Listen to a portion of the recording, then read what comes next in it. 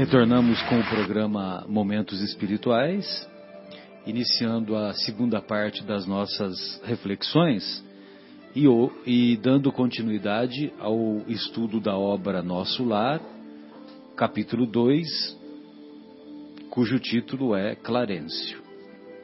Suicida, suicida, criminoso, infame!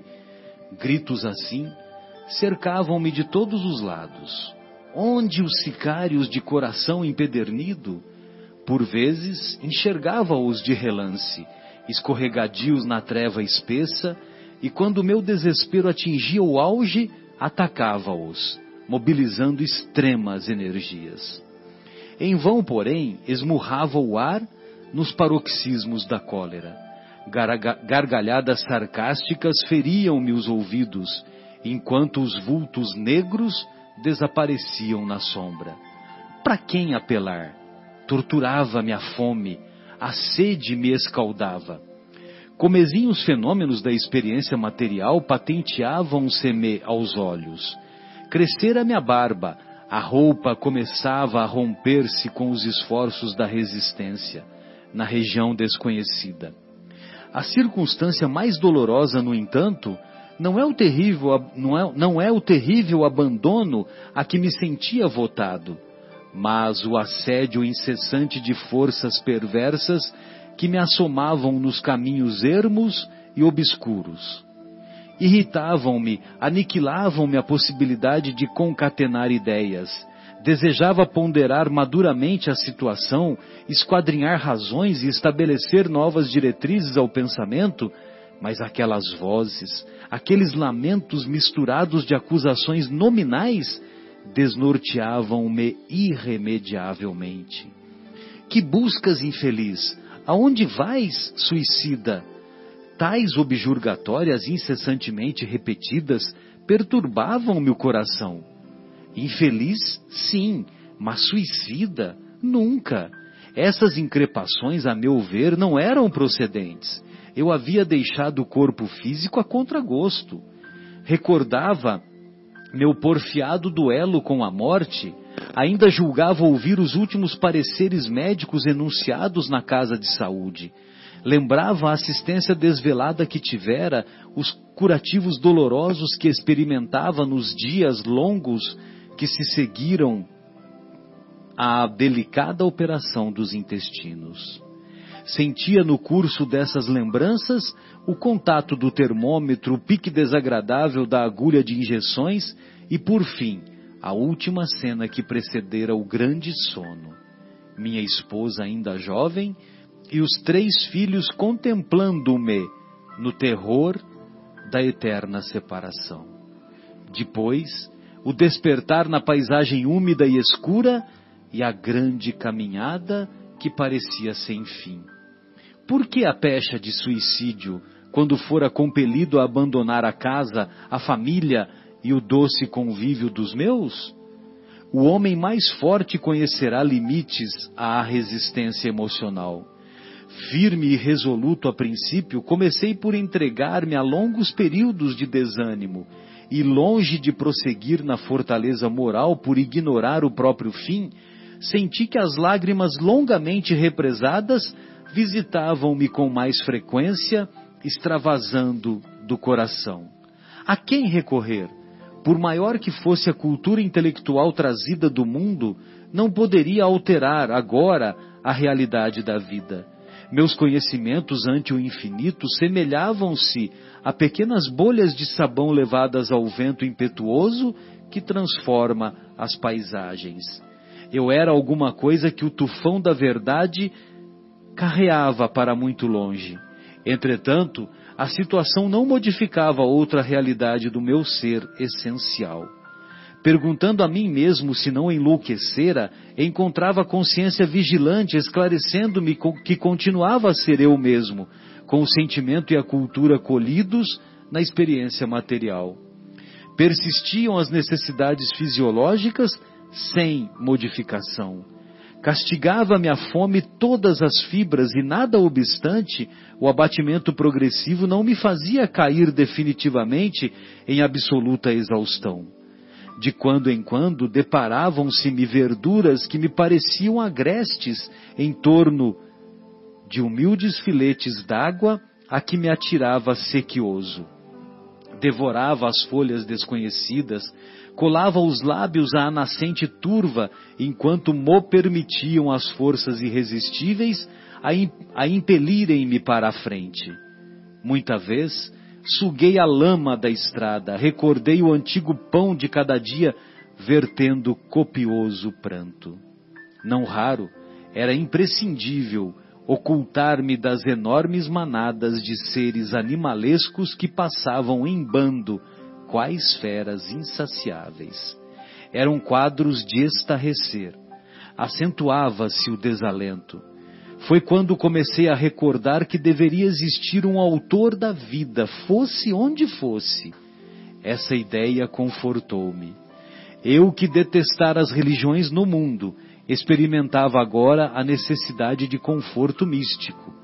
Médico extremamente arraigado ao negativismo da minha geração, impunha-se-me atitude renovadora. Tornava-se imprescindível confessar a falência do amor próprio a que me consagrara orgulhoso. E quando as energias me faltaram de todo, quando me senti absolutamente colado ao lodo da terra, sem forças para reerguer-me, pedi ao Supremo Autor da natureza me estendesse mãos paternais em tão amargurosa emergência. Quanto tempo durou a rogativa? Quantas horas consagrei à súplica de mãos postas imitando a criança aflita? Apenas sei que a chuva das lágrimas me lavou o rosto, que todos os meus sentimentos se concentraram na prece dolorosa. Estaria então completamente esquecido? Não era igualmente filho de Deus, embora não cogitasse de conhecer-lhe a atividade sublime quando engolfado nas vaidades da experiência humana? Por que não me perdoaria o eterno Pai quando providenciava ninho às aves inconscientes e protegia bondoso a flor tenra dos campos agrestes? Ah, é preciso haver sofrido muito para entender todas as misteriosas belezas da oração. É necessário haver conhecido o remorso, a humilhação, a extrema desventura, para tomar com eficácia o sublime elixir da esperança. Foi nesse instante que as neblinas espessas se dissiparam e alguém surgiu, emissário dos céus. Um velhinho simpático, que me sorriu paternalmente, inclinou-se, fixou nos meus os grandes olhos lúcidos e falou: coragem, meu filho, o Senhor não te desampara. Amargurado pranto banhava minha alma toda. Emocionado, quis traduzir meu júbilo, comentar a consolação que me chegava. Mas, reunindo todas as forças que me restavam, pude apenas inquirir: quem sois, generoso emissário de Deus? O inesperado benfeitor sorriu bondoso e respondeu: chama-me Clarencio, sou apenas teu irmão. E percebendo o meu esgotamento, acrescentou: agora permanece calmo e silencioso. É preciso descansar para reaver energias. Em seguida, chamou dois companheiros que guardavam atitude de servos desvelados e ordenou: prestemos ao nosso amigo os socorros de emergência. Alvo lençol foi estendido ali mesmo, à guisa de maca improvisada, aprestando-se ambos os cooperadores a transportarem-me generosamente. Quando me alçavam cuidadosos, Clarencio meditou um instante e esclareceu, como quem recorda inadiável obrigação: Vamos sem demora. Preciso atingir nosso lar com a presteza possível. A impressão que eu fiquei, Fábio, Guilherme, amigos, que muito me emocionou, quando ele fala que ele usou aquelas verduras como alimento e ele sorveu aquela lama como água. Então você entende o valor da parábola do filho pródigo, né? Porque aquelas verduras e aquela lama que serviram de alimento para ele me fez recordar o filho pródigo, que naquele momento em que ele estava trabalhando em troca da comida que era dada aos porcos, que ele se recordou que na fazenda do pai, os empregados do pai eram muito melhor tratados. E aí ele se reveste da humildade e da coragem necessárias e vai ao encontro do pai, do dono da fazenda. Então isso foi muito assim, muito me comoveu de reler essa obra, né? Porque essa obra eu li há 20 anos, 30 anos, acho. E vale a pena nós relermos essas obras, né? E esse encontro do Clarencio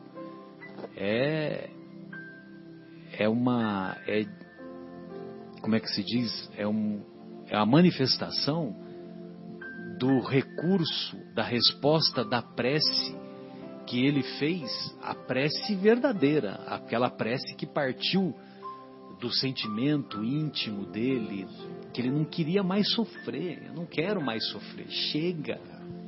Depois de por ali vagar por alguns anos, né? Exatamente, mais de 8 anos. Ele diz no primeiro capítulo, né? Em algum lugar ele fala assim. Mais de 8 anos seguidos, ele divagou lá no umbral. 8 anos, né, da nossa contagem. Exato. Consciencialmente foi eterno. Consciencialmente foi eterno. Ele mesmo descreve. Exato. Então, essas eram as manifestações iniciais, né, que eu queria falar, e lógico que a gente tem reflexões aqui que... Eu queria pincelar, né, e fazer algumas extrações do texto para a gente comentar e ver como que a gente pode aprofundar nessas extrações. No segundo parágrafo ele fala assim, ó: torturava-me a fome, a sede me escaldava. Vamos pensar que ele está no plano espiritual, né? Que ele é um espírito agora, né? Ele não está mais na matéria, ele não tem corpo físico. Então ele fala assim: torturava-me a fome, a sede me escaldava. Comezinhos fenômenos da experiência material patenteavam-se-me os olhos. Por exemplo, crescer a minha barba. A roupa começava a romper-se com os esforços da resistência nessa região desconhecida. É interessante nós pensarmos que isso acontece com o espírito ainda, né? Mesmo não estando aqui no corpo físico. Eu lembro que no capítulo anterior ele falava assim, que uma coisa que ele estranhou é que ele respirava a longos haustos. E aí eu fiz a seguinte pergunta para o pessoal aqui do grupo, né? Você consegue viver, você consegue se imaginar sem respirar? Né? Você que respirou aqui pelos seus anos todos de vida, pelas todas as décadas que você viveu, e ainda vai viver muitas décadas, se Deus assim o permitir, né? De repente chega do lado de lá, você se vê, você consegue se imaginar sem respirar? Você consegue se entender sem respirar? Não, né? Então a gente só se conhece respirando, né? Então não é porque a gente passou pro lado de lá que a natureza dá um salto. A gente continua sendo a gente mesmo. E eu sendo eu, sou eu respirando. Eu não sei quem sou eu sem respirar, né? Então a misericórdia divina, já que nós falamos tanto de misericórdia no programa anterior, né, permite, nos dá meios para que nós possamos manifestar a nossa consciência ainda do jeito que ela é, com toda a sua atrelamento ao corpo físico que ela ainda tem quando ela passa para o lado de lá. Então nós temos um corpo espiritual do lado de lá, perispiritual do lado de lá, né, que nós chamamos, que é um corpo semelhante ao nosso, porém num nível vibratório diferente, né? E com esse corpo semelhante, num nível vibratório diferente, nós nos manifestamos com ele da mesma forma que nós nos manifestamos aqui. Ou seja, ele é uma ferramenta para a nossa consciência acostumada à matéria. É a misericórdia de Deus, mais uma vez. Bonito, né? Então, por isso, nós podemos continuar respirando. Por isso, nós temos fome. Por isso, nós temos sede. Porque nós continuamos sendo nós mesmos. A barba cresce. A barba cresce e a roupa rasga. A roupa rasga. Porque os fenômenos da natureza que Deus nos presenteou do lado de lá são compatíveis com os de cá. Para que nós possamos ser nós mesmos. Senão nós não conseguiríamos sermos nós mesmos. Bonito, né? E sempre lembrando que o corpo espiritual, que nada mais é do que o perispírito, o corpo espiritual, ele é uma matéria numa outra dimensão. Então, para nós, a nossa mente que ficou acostumada 50, 60, 70 anos a comer, a se alimentar, a tomar água, a fazer a barba, a cortar o cabelo. Então, isso tudo, está tudo gravado na nossa mente e na nossa consciência, e evidentemente que isso continua ocorrendo uma vez que esse corpo espiritual, que o Kardec chama de perispírito, esse corpo espiritual, ele é composto de uma matéria, ainda que seja uma matéria sutil. Pois não, Guilherme? Quer falar alguma coisa? Não, eu estava só pensando, isso aí são, eu imagino, a maioria dos espíritos que desencarnam aqui do planeta Terra, que é um planeta de provas e expiações, mas algumas exceções, por exemplo, o desencarne de Chico, eu imagino que ele não tenha passado, nem pelo umbral e nem por essa surpresa de se encontrar do lado de lá, respirando, né? Eu acho que a evolução dele era tal que ele não passou por isso. Como tem alguns espíritos, imagino eu, que não passem por isso, né? É porque a abrangência da nossa consciência varia, né?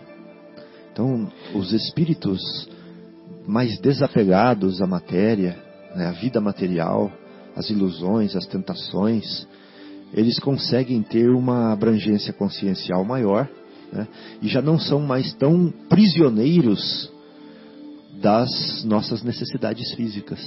E eles conseguem alçar voos que nós, que ainda somos prisioneiros, não conseguimos. Então nós precisamos de todos os subterfúgios da matéria para nos manifestarmos do lado de lá. Eles não. Eles já conseguem se libertar. Teve uma palestra lá no centro, não lembro quem deu, se não me engano foi o Fernando, que até como brincadeira, mas falando de forma bem lúcida, falando assim, olha, a gente tem que aprender a morrer, né? Sentou na cama, calçou o chinelinho, o pé passou da alça, né? Tem coisa errada aí, levanta e anda. Porque a gente ainda vai ter a impressão de que está ali e o corpo vai levantar e vai andar, botar um pé na frente do outro. Mas não deixe de andar em busca de algo, porque você sabe que desencarnou. Seja o chinelinho que não calçou, seja alguma percepção que você tem que está do outro lado, né? Sim, exatamente. Ou seja, mova-se. Mova-se. Como o André Luiz fez, né? Mova-se. Aí tem... posso ir para um outro parágrafo, Marcelo? Ele falava assim, ó... Desejava ponderar maduramente a situação, esquadrinhar razões e estabelecer novas diretrizes ao pensamento. Mas aquelas vozes, aqueles lamentos misturados de acusações nominais, desnorteavam-me irremediavelmente. E aí, isso aí não acontece com a gente no dia a dia, quando a gente está em situações desesperadoras, né?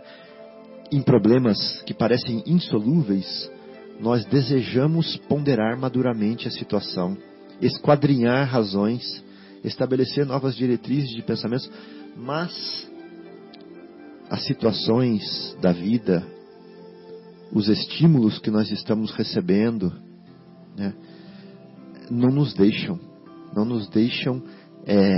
concatenar pensamentos.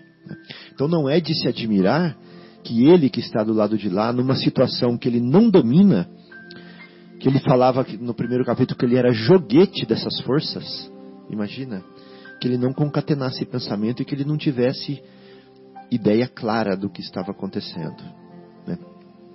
E aí essas vozes falavam assim para ele: o que buscas, infeliz?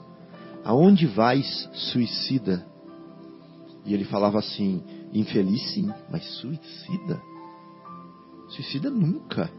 Eu havia deixado o corpo físico a contragosto, né? Ele até narrou aqui, o Marcelo leu, ele até narrou como foi a despedida dele, né? Onde ele viu a esposa jovem com as crianças e ele passando para o lado de lá. Ele viu isso.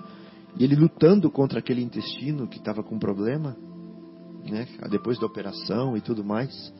Por que a pecha de suicídio? Por quê? Quando eu fora compelido, ou seja, forçado a abandonar a casa, a família e o doce convívio dos meus. Por que estão me chamando de suicida? Essa é uma coisa para a gente pensar bastante. Será que isso vai acontecer com a gente? Será que isso não vai acontecer com a gente? Ou seja, ele não era um suicida, mas estavam chamando ele de suicida do lado de lá, né? Essa é uma coisa para a gente pensar. Esquadrinhar significa investigar, analisar minuciosamente, procurar, entendeu? E ele também procurava concatenar as ideias, né? Procurava equilibrar as ideias, relacionar as ideias. Exatamente. Ele estava querendo entender, né? E não conseguia. Então, nós vamos ser convidados a refletir lá na frente que o quadro de suicídio ao qual ele está se referindo não é o suicídio que nós estamos acostumados a falar aqui, a comentar aqui na nossa vida material, mas sim aquele suicídio inconsciente que nós fazemos quando nós estamos matando o nosso corpo paulatinamente, vagarosamente, pouco a pouco, seja com as nossas atitudes, seja com os nossos sentimentos, seja com os nossos pensamentos. Mas nós destruímos o nosso corpo, né? Então vamos só pensar lá na frente, a gente vai falar mais detalhadamente sobre isso. Sim. Né? Aí ele fala assim aqui, ó: a quem recorrer, por maior que fosse a cultura intelectual trazida do mundo? Ele era um médico, e ele não era um médico, como que eu vou falar assim, mediano. Ele era um médico pesquisador, renomado, né?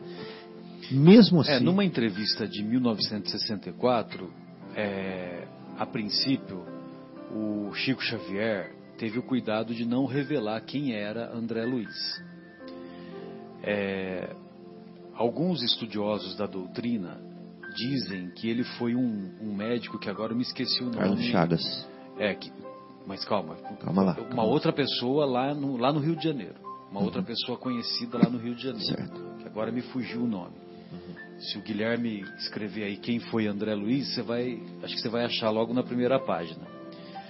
Mas nessa entrevista de 1964, que eu estou tentando me lembrar qual órgão de imprensa que o Chico deu a entrevista, o nosso querido Geraldinho é que fala isso. Aí, 64, a obra foi escrita em 41, né, se eu não me engano. Não sei. Então, em 64 já haviam decorridos 20 anos. Mais de 20 anos, e então não tinha mais aquele clima de processo. Lembra que do irmão X, que o irmão X, o Humberto de Campos, a família do Humberto de Campos processou o Chico, e depois o Chico acabou sendo absolvido. E aí as obras seguintes, psicografadas pelo espírito de Humberto de Campos, passaram a ser assinadas como Irmão X. Então, para evitar esse transtorno, então as informações a respeito de quem era André Luiz, elas foram meio embaralhadas. Então, mas não é o Oswaldo Cruz, viu? Algumas pessoas falam que é o Oswaldo Cruz. Mas aí nessa entrevista de 1964, ficou evidenciado, o Chico tornou público que foi Carlos Chagas. E Carlos Chagas, inclusive, é o único brasileiro que foi indicado ao Prêmio Nobel de Medicina. Entendeu? Olha só, Prêmio Nobel de Medicina por ter descrito a doença de Chagas, né? Que ficou conhecida como doença de Chagas, aquela doença que é provocada pelo Trypanosoma cruzi, que acomete o coração, acomete o esôfago, acomete o intestino também, né? Então tem a forma cardíaca e a forma intestinal. Então, então aí veio essa revelação que o André Luiz foi o Carlos Chagas. E você tem razão, que ele era estudioso, um médico. Não era mediano, né? Não era um médico, vamos dizer assim, mediano, né? Era um médico para os padrões da época relevante. Sim. E para os benfeitores espirituais escolherem Chico como médium e escolherem o depoimento de uma pessoa lá no mundo espiritual,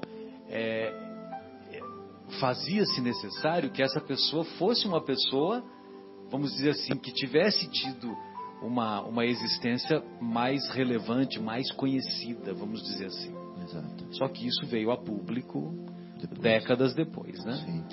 Então, realmente, agora você reforçou, né, o que você deu base, fatos, para isso que ele fala aqui, ó, por maior que fosse a cultura intelectual, e aí dá para imaginar, né, dá para entender o que uma pessoa indicada a um prêmio Nobel, trazida do mundo, não poderia alterar agora a realidade da vida. Olha que interessante. Meus conhecimentos ante o infinito assemelhavam-se a pequenas bolhas de sabão levadas ao vento impetuoso que transforma as paisagens. Eu era alguma coisa que o tufão da verdade... Ou seja, nada, né? Então veja bem, a verdade ele compara a um tufão. E o que o tufão faz com as nossas bolinhas de conhecimento? Nós que somos, vamos dizer, medianos. Agora a bolinha dele era um pouquinho maior que a nossa. E o que o tufão da verdade faz com os nossos conhecimentos? Né? Realmente é muita presunção nós acharmos que a natureza já nos virou a última página. É muita presunção. E queremos definir, né, o universo, queremos definir Deus, queremos definir o sistema que nós somos regidos e não nos dobrar os joelhos, né, não nos humilharmos diante da natureza, diante da divindade do Criador de todas as coisas. Só para recordar, eu achei aqui, viu, o Guilherme, teve um médico carioca que também foi tido, né, algumas pessoas, alguns estudiosos consideram que ele teria sido o André Luiz. Ele se chama Faustino Esposel. E ele foi presidente, só que ele ficou mais conhecido por ter sido presidente do Flamengo na década de 20 do que pelo trabalho na área da saúde, entendeu? E tem alguns estudiosos que acham que o André Luiz foi o Faustino Esposel. Só que volto a lhe dizer, nessa entrevista de 1964 é que o Chico finalmente expõe que foi o Carlos Chagas.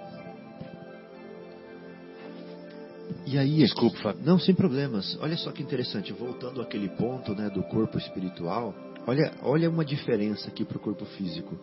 Ele fala assim, ó, persistiam as necessidades fisiológicas, sem modificação. Castigava-me a fome, todas as fibras. A fome castigava todas as fibras. E nada obstante, o abatimento progressivo não me fazia cair definitivamente em absoluta exaustão. Ou seja, ele não morria. Ele não morria de fome. Apesar do abatimento ser progressivo, ele não caía em absoluta exaustão. Então você imagina você passar fome 8 anos e não morrer. Ô Fábio, eu não sei se a gente vai voltar depois nesse ponto, então eu vou falar agora. Quando a gente fala do suicídio, na obra Missionários da Luz, a gente aprende o conceito de completista, né? Que é aquele que cumpre aqueles anos de vida programada quando da reencarnação. E a gente aprende também que são pouquíssimos. Pouquíssimos. Então a maior parte de nós desencarnamos como suicidas. Exatamente. Inconscientes, talvez, mas como suicidas. Quando nós não estamos cuidando do nosso sono, né, das nossas horas de sono necessárias, quando nós não estamos cuidando da nossa alimentação equilibrada, quando nós não estamos cuidando dos nossos sentimentos, né, porque o sentimento de ódio, a mágoa também mata, né? E o nosso querido André Luiz, nessa obra Vivendo o Evangelho, ele vai introduzir um novo conceito chamado suicídio moral. Suicídio moral é aquele suicídio que você tem conhecimento do Evangelho, sobretudo, mas não o pratica.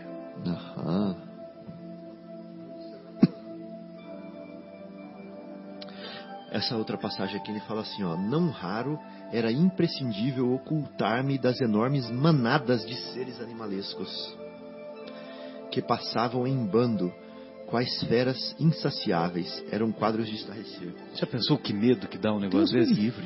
Você já pensou? E olha, eu fico imaginando, tem pessoas que vão ao cinema, e lógico que eu respeito, né, tal, cada um tem o seu gosto, né? Mesmo porque eu não sou ninguém para julgar. Ou seja, você não pode jogar pedra, né? Mas o que eu quero dizer é o seguinte, é que é muito comum hoje, sobretudo os jovens, né, terem uma certa afinidade por assistir filmes de terror, né?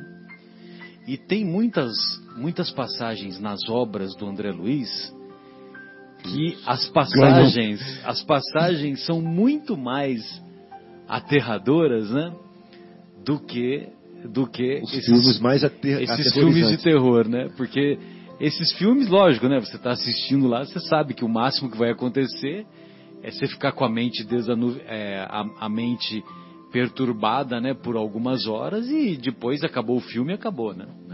Exatamente. Ô Marcelo, uma vez quando eu era jovem, ou seja, melhor, quando eu era mais jovem. Aí sim, né? Porque você é jovem, mas há mais tempo, né? Exatamente. Eu estava na faculdade e a gente gostava muito de ir nas cidadezinhas pequenas, nas festas que aconteciam nas cidadezinhas pequenas. Tinha uns bailes bons, né? Nas Exato. Então a gente ficava sabendo que tinha uma festa. Esses bailes eram demais, viu, Guilherme? Você ia em bailes lá no Rio? Tinha vários. Aqui em Vinhedo a gente até hoje tem algumas festas da localidade, né? Como a festa da uva e tal. Sim. Mas eram coisas menores ainda, né? Não, mas para nós da cidade, que moravam em cidades pequenas no interior, então, por exemplo, São José do Rio Pardo, aí tinha baile em Guaxupé, 40 quilômetros de São José. Baile em Tapiratiba, baile em Mococa, que era tudo assim, né? 20 quilômetros, 30 quilômetros. E eram os melhores bailes, entendeu? Eram os acontecimentos, né? Então eu imagino que você esteja se referindo a isso, né? Exatamente lá isso. De Santa Rita do Sapucaí. Isso. Santa Rita do Sapucaí tem 40 mil habitantes. Atrás da Serra da Bela Vista tem uma cidade que se chama Bela Vista. Por isso que a serra chama Serra da Bela Vista. Mas na verdade ela é a Serra do Paredão, né? Só que lá em Bela Vista eles não chamam ela de Serra de Santa Rita. Mas em Santa Rita chama Serra de Bela Vista porque atrás está Bela Vista. E Bela Vista está a 18 quilômetros de Santa Rita, mas você tem que subir a serra e descer a serra para chegar. E é uma estrada de terra, né? Então nós fomos de ônibus até Bela Vista. Ainda continua de terra? Continua de terra. Nós fomos de ônibus até Bela Vista. Tem um outro caminho de asfalto que contorna a serra, mas o caminho mais perto é por cima da serra. Então nós fomos para Bela Vista, era 9 horas da noite. Ficamos no baile até as 3 horas da manhã. E o dinheiro que a gente tinha era para a gente escolher. Ou era para matar a fome comendo aquele lanche que estava cheirando delicioso, ou era para voltar de ônibus, que ia ser só às 5 horas da manhã. Então era às 3, tinha acabado o baile, e você ia ter que ficar 2 horas morrendo de fome esperando o ônibus, ou você comia o lanche e voltava a pé, os 18 quilômetros. Então nós decidimos, eu e mais 2 colegas, voltar, comer o lanche, que a gente estava com fome, e voltar a pé os 18 quilômetros, sob a luz da lua, né? Dando risada, atravessando a serra. Com aquela beleza toda. E a Serra da Bela Vista é uma floresta da Mata Atlântica. Então ela fica escura, a estrada. E o que a gente tinha medo quando a gente estava conversando na estrada na hora de voltar? a gente não tinha medo dos bichos. A gente tinha medo de gente. Então, quando os carros vinham passar, nós saíamos da estrada e entrávamos no meio do mato para esconder dos carros. Porque o nosso medo não era de bicho. Dá para acreditar numa coisa dessa? A gente tinha medo do que tinha dentro dos carros. O que essas pessoas iam fazer com a gente? Porque eles tinham farol, a gente não tinha. Eles tinham alguma coisa dentro do carro, a gente não tinha nada na mão. Então, cada vez que passava um carro que a gente escutava vozes de pessoas, seja a pé, de bicicleta, o que fosse, a gente se escondia e ficava quietinho. E quando a gente escutava bicho, a gente não tinha medo, né?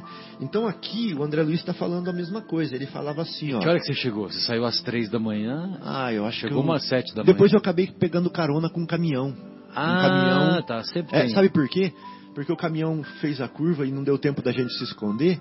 E a Vera, uma amiga nossa, estava dentro da cabine do caminhão e gritou: pessoal, pode vir. Ela falou pro motorista que conhecia a gente e deu carona pra gente. Então a gente acabou chegando umas 5 da manhã, 5:30, sei lá. Mas então, o que eu quero dizer aqui é o seguinte, que dá para entender o medo dessas manadas que ele tinha, que era manada de pessoas animalizadas, né? E aqui na nossa vida nós temos essas manadas também. Nós temos medo de pessoas também, né? Que são como verdadeiros animais. Então por isso eu me escondia, por isso que a gente se esconde também. Então não tem nada de diferente do que o André Luiz está falando aqui, do que é hoje em dia. E aí eu queria começar a entrar na parte que ele começou a inverter o quadro, né? Quantos minutos nós temos aí ainda? Temos 20 minutos, né? Tem tempo. Tem até uma analogia que tá vindo na minha cabeça aqui que... não sei se vocês já passaram por isso, ouviram na televisão. Eu já tive uma ocasião que eu estava na praia e vi acontecer o arrastão. É de fato uma manada de animais roubando o que tem pela frente. É uma coisa assim assustadora. Você, mesmo sendo do Rio e estando ali naquelas situações, sabendo o que acontece, quando você está ali na areia e vê o negócio chegando, é assustador. Principalmente que eu não tinha nada. Então o susto maior também é assim: o que eu vou fazer comigo? Eu não tenho nada para dar, né? Você chegou a ver isso, Guilherme? Não, chegou a passar por mim. E o cara veio e falou: você carteira, celular. Eu falei: cara, não tenho nada, tá tudo no carro, tô com a chave do carro. Ainda ofereci a chave do carro, mas ele não quer. Ele quer carteira e celular, né? Acentuava-se o desalento. Foi quando comecei a recordar que deveria existir um autor da vida. Fosse onde fosse, essa ideia confortou-me. Eu, que detestara as religiões do mundo... Essa ideia confortou-me. Olha que coisa interessante. Do autor da vida. Quando o cara está cansado de sofrer, ele não teve mais... todo o pensamento dele era um pensamento nihilista, pensamento que não acreditava em nada, que desprezava as religiões, como ele mesmo fala. Quando ele se lembra do autor da vida, só o fato de se lembrar, isso confortou o seu íntimo. É a mãe divina. Olha que coisa interessante. E aí, mesmo assim, não foi de imediato, né? Porque, olha só, eu imagino processo, que é o que você vai né? falar, né? Ele vai falar assim: eu que detestara as religiões do mundo. Ele era materialista. Eu que detestara as religiões do mundo, experimentava agora necessidade de conforto místico. Mas não de místico, a palavra que nós estamos acostumados, de misterioso para ele, né? Ou seja, não era uma coisa lógica, racional, era misterioso para ele. Médico extremamente arraigado ao negativismo da minha geração, ou seja, ele negava a mística, ele negava o mistério, ele era cético, só o que a ciência falava. Impunha-se-me atitude renovadora, ou seja, agora eu estou buscando uma religiosidade, uma religação com o autor da vida. Tornava-se imprescindível. Impunha-se, né? Ou seja, ele não tinha mais alternativa, né? Agora era vamos dizer assim, ele estava encostado na parede, num beco sem saída, e agora? O que sobrou agora? Sobrou o místico, né? É o que eu fico pensando, né? Esses nossos irmãos que apregoam o materialismo, que apregoam nada, o nada, né? ceticismo, Como é que chama aquela igreja do espaguete voador, né? Que agora me fugiu o nome do representante que é mais conhecido, né? Deus, um delírio, né? O autor da obra Deus, um delírio. Uhum. E então eu fico pensando que vai chegar um momento, Que não resta ele vai ter esse momento também, nada. né? Vai chegar um momento, Fábio, que ele vai ser tocado por uma cantiga de criança que uma tia ou uma mãe que já se encontra lá no mundo espiritual, essa música vai chegar ao seu cérebro espiritual, ao seu coração espiritual, e vai tocar o seu coração. Exatamente. Né? Como aconteceu com o Marquês de Sade, né? Que, cansado de cometer as atrocidades lá no plano espiritual, uma tia, cantando uma música da infância, toca o seu coração. E em algumas obras do próprio André Luiz nós vamos encontrar isso. Libertação, bem lembrado. Então impunha-se minha atitude renovadora. Tornava-se imprescindível, agora que vem, eu grifei isso aqui, confessar a falência do amor próprio. Falência do orgulho. Ou seja, falência de achar que eu sei tudo. Falência da bolha de sabão diante do tufão da verdade. Forte, né? Quando a gente liga as coisas aqui. E quando as energias me faltaram de todo, quando me senti absolutamente colado ao lodo da terra, ou seja, eu sou o lodo. Quando ele está colado no lodo, ele é o lodo. Colado ao lodo da terra, sem forças para reerguer-me, aí, meu amigo, é só a mãe divina mesmo nessa hora. É só o colo da mãe. Chora e deita no colo da mãe. O supremo autor da natureza que me estendesse as mãos paternais. Pedi ao supremo autor da natureza que me estendesse as mãos paternais. Mãe divina, dá-me seu colo. E então, amargurosa emergência. Não dá mais. Eu sou o lodo da terra. Muito forte, né? Estaria então completamente esquecido? Olha que reflexão. Não era igualmente filho de Deus? Embora não cogitasse de conhecer-lhe a atividade sublime, quando engolfado nas vaidades da experiência humana? Por que ele não perdoaria? Por que não me perdoaria o Eterno Pai quando providenciava ninho às aves inconscientes? Ou seja, se esse Pai dá ninho para as aves inconscientes no céu, por que ele não vai me perdoar? É o que nós comentamos hoje no estudo do Evangelho, da misericórdia. Por que ele não vai me perdoar?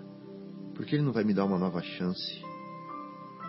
Ele que protege bondoso a flor tenra dos campos agrestes, por que ele não vai me ver aqui?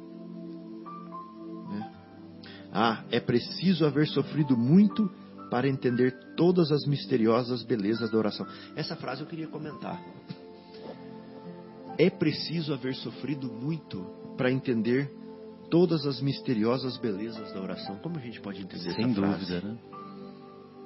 Às vezes a gente ora, mas não ora com a profundidade de quem está com os joelhos dobrados pela dor. Não é verdade? Porque quando a dor dobra os nossos joelhos, a nossa fé vira uma potência. A nossa oração vira uma potência. Então ele fala, é preciso haver sofrido muito para entender todas as misteriosas belezas da oração. Aí, meu amigo, o seu coração, ele chega até Deus. Ou seja, Deus está sempre chegando até nós, mas aí nós chegamos até Deus. Aí nós vamos como um raio laser para cima, e não como uma luz incandescente que irradia para todo lado. Nós vamos como um raio laser que vai para cima, assim, para Deus. É necessário haver reconhecido o remorso, a humilhação e a extrema desventura para tomar com eficácia o elixir da esperança. Nossa. Você vê, né? A oração foi capaz de lhe trazer a esperança, né? Porque ele ficou andando por mais de 8 anos lá nas trevas espessas do umbral, e ele andava sem esperança nenhuma, né? Ele divagava, né?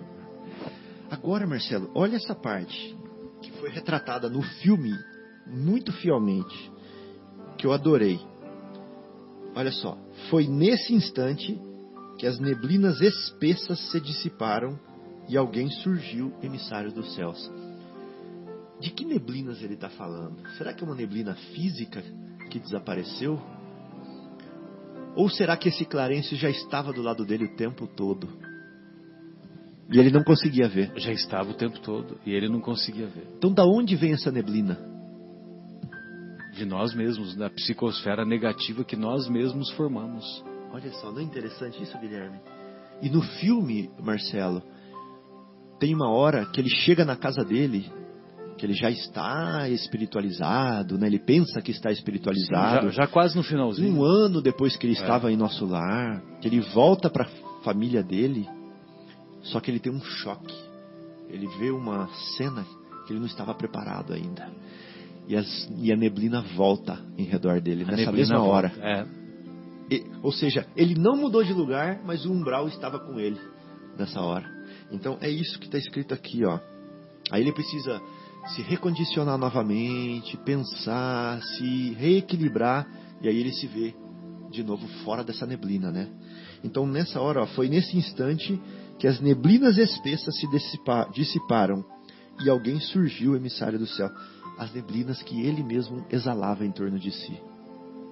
Olha que interessante.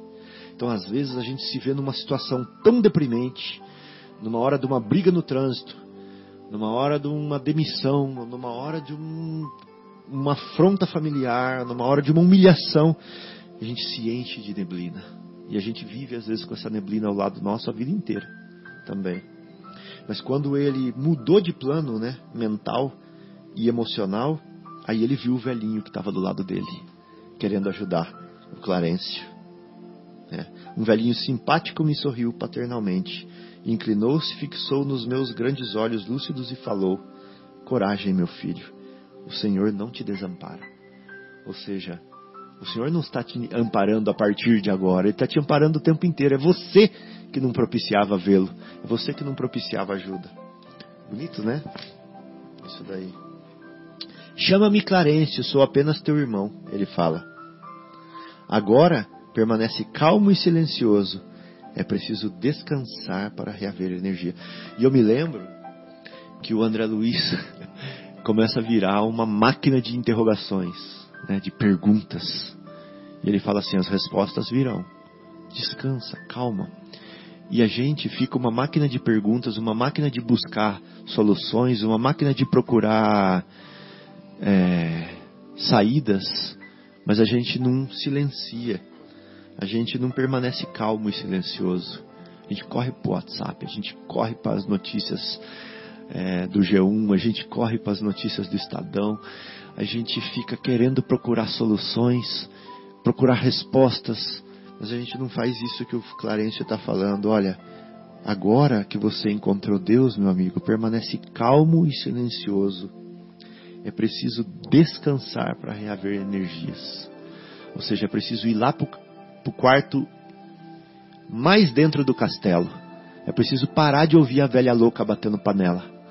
E a gente corre para a velha louca batendo panela, mas não entra lá no quarto onde está o trono, né? No castelo da Teresa de Ávila. A gente não entra lá, que ela fala, naquele castelo onde está o rei. A gente fica lá fora do castelo, correndo da velha louca batendo panela, buscando as notícias, buscando distrações para nossa mente, buscando se perder, né, no dia a dia, nas loucuras do dia a dia. Vamos sem demora. É preciso atingir nosso lar com a presteza possível.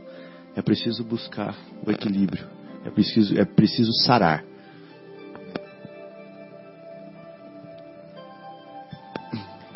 Sensacional, né? Fábio, Guilherme, amigos, essas reflexões sem dúvida são muito comoventes, porque fazem com que nós nos encontremos face a face com a verdade sobre nós mesmos. Às vezes ela pode ser aterradora, mas ao mesmo tempo nós nos recordamos que vale a pena buscar a verdade, porque como nos ensina o Mestre, buscai a verdade, que a verdade vos libertará. E, sem dúvida, o André Luiz começou a dar os primeiros passos para buscar essa verdade, para se libertar desse sofrimento, dessa desventura que ele teve ao longo de todo esse tempo no umbral que ele construiu para si próprio. E certamente ele pôde fazer o caminho de volta, o caminho da renovação íntima. E uma coisa que eu muito admiro nessa obra é a coragem moral que ele tem de nos esclarecer contando a sua própria experiência, passando pelo amor próprio de si mesmo, como ele fala aqui, né? Sufocando o orgulho. Falência do amor próprio. Sufocando o orgulho que eu imagino que ele era portador, e justamente para fazer com que nós tenhamos a coragem de sofrer agora para não chorar depois. Como ele mesmo diz, ele mesmo diz. No capítulo precedente, se não me engano. Exatamente. Ele fala assim, ó irmãos da terra, né? É o último parágrafo. Agora, isso. É o último parágrafo. Chorai agora para... Não, é do capítulo anterior. Muito bem. Então, Marcelo e Guilherme e amigos, a partir desse momento... Suai agora para não chorar depois. Isso. A partir desse momento, ele conseguiu desenvolver nele uma qualidade que até então ele não tinha, que é a qualidade da religação com o autor da vida, que ele despertou agora ele ressuscitou, né? Agora ele despertou de verdade, e agora é possível, né, a atuação dos seus amores, né, da sua família espiritual para a sua recuperação. Até então ele estava perdido, né, nas ilusões remanescentes da vida. São tantas ilusões. Muito bem. Então nós encerramos o nosso encontro e desejamos que essas reflexões sejam úteis para a caminhada de tantos corações que nos ouvem e que nos ouvirão. Um grande abraço, Fábio, um grande abraço, Guilherme, que tenhamos uma semana produtiva e que essas reflexões contribuam para que sejamos capazes de diminuir as amarguras que todos carregamos dentro de si próprios e transformemos essas amarguras em doce. Um grande abraço a todos. Fábio, as suas despedidas. Guilherme, um grande abraço. Boa noite. Boa noite, queridos amigos ouvintes. Semana que vem estaremos aqui com o 3º capítulo, se Deus quiser. Aguarde-nos. Sexta-feira que vem estamos juntos de novo, se Deus quiser. Tchau, tchau.